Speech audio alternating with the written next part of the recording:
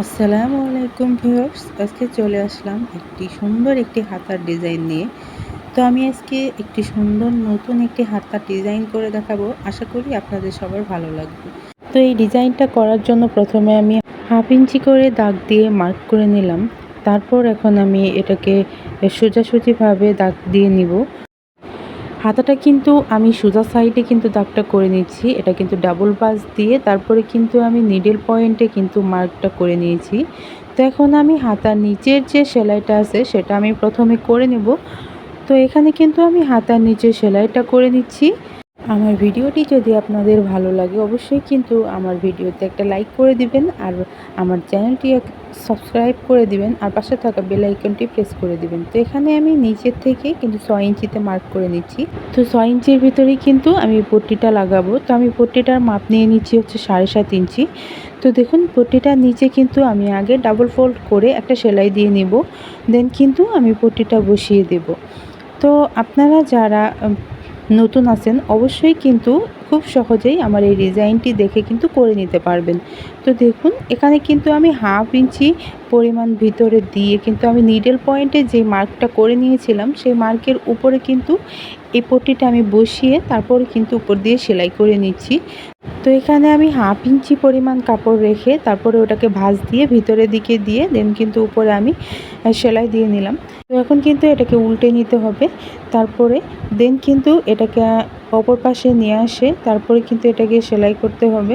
তো দেখুন এখানেও কিন্তু আমি সেমভাবে 1/2 ইঞ্চি পরিমাণ ভিতরে দিয়ে দেন কিন্তু আমি এটাকে সেলাই করে নিচ্ছি।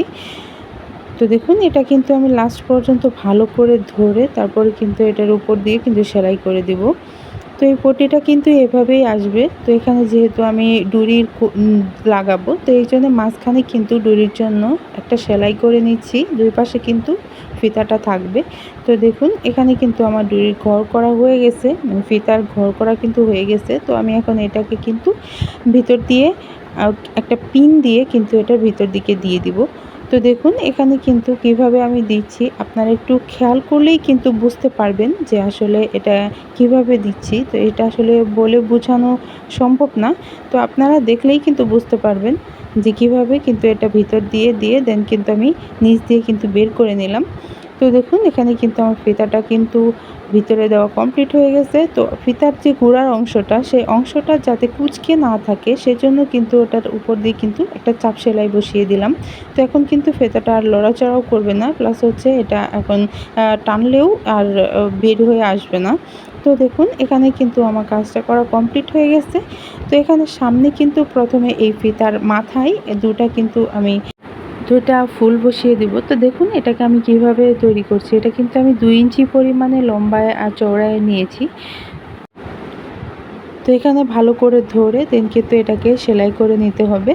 তো এখানে খুব ভালো করে মাথাটা সেলাই করে দিতে হবে যাতে ফুলটা না ছোটে। তো দেখুন এটা কিন্তু আমার সেলাই করা কমপ্লিট হয়ে গেছে। আপনাদের যাদের আমার ভিডিওগুলো ভালো লাগে অবশ্যই কিন্তু আমার চ্যানেলটি সাবস্ক্রাইব করে দিবেন।